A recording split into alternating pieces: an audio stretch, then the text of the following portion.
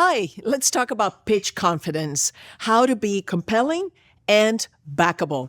Let me tell you where that word comes from. This particular quote sticks with me. The most exceptional people aren't just brilliant, they're backable.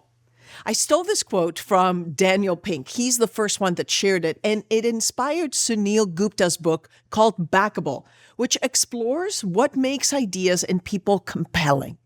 Gupta recounts stories of pitches that both succeeded and failed, including one where a media executive interrupted the presenter by saying, "That's the stupidest idea that I've ever heard," just to test their conviction.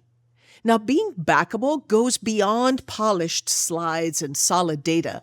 It's about an unwavering belief in your message. If you're prepared to pitch an idea or to ask for support, conviction is your currency.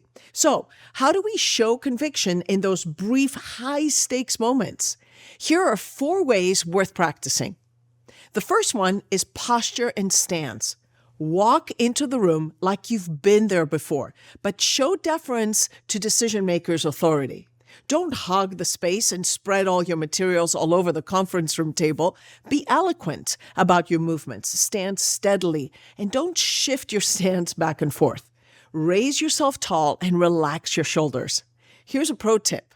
Scout out your speaking space early if you can. If you tend to slouch, train yourself into a confident posture using a tip I once learned from a physical therapist.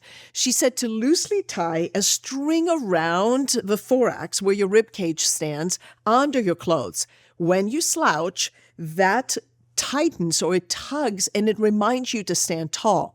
You'll feel it as a kinesthetic reminder to hold up an upright stance. My second tip to you is eye contact.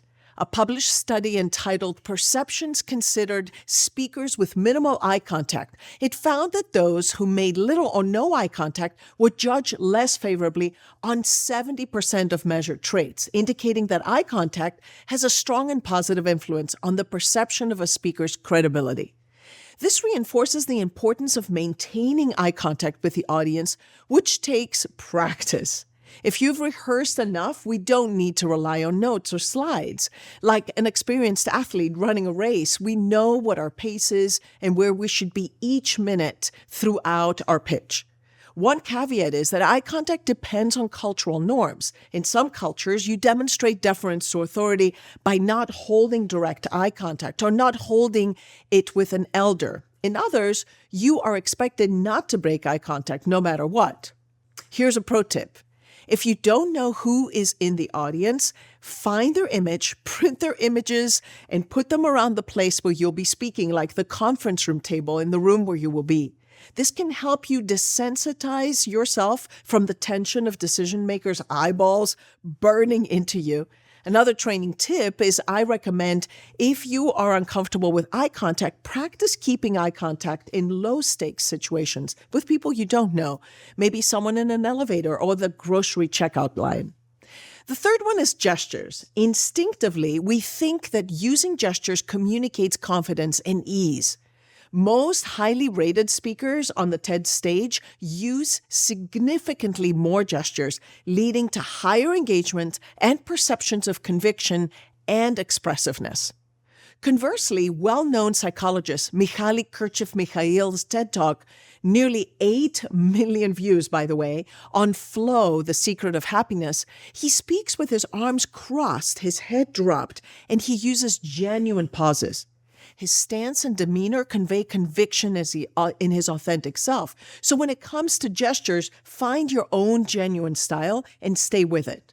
Be yourself. And if gestures are in an area that need improvement, consider enhancements rather than doing something less genuine. Here's a pro tip. Record yourself and show to a trusted friend. If they know your intended audience and your energy, ask them to identify at least 3 places where your message could be more effectively emphasized with appropriate gestures. Quite often, I refer to gestures as the nonverbal exclamation marks of your speech.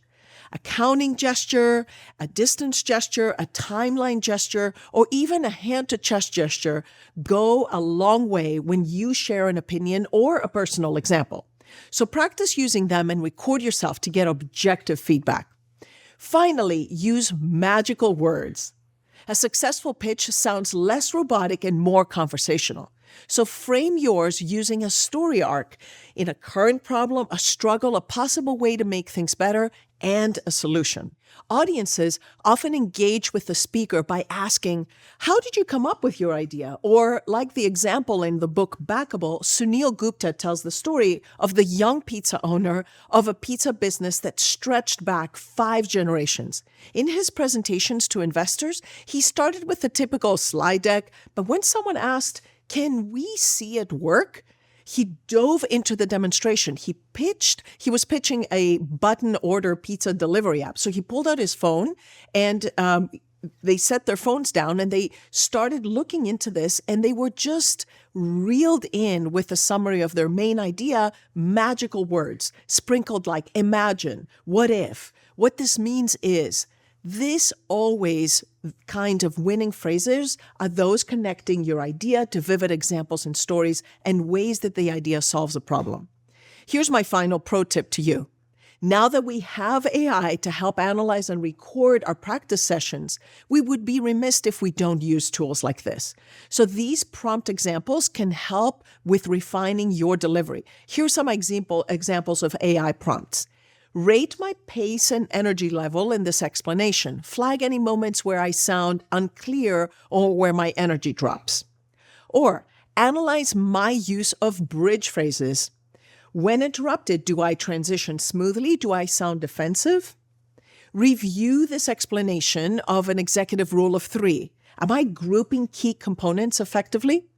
Or here's another prompt. Help me practice responding to this challenging question in 5 different ways, each time using a different level of technical detail.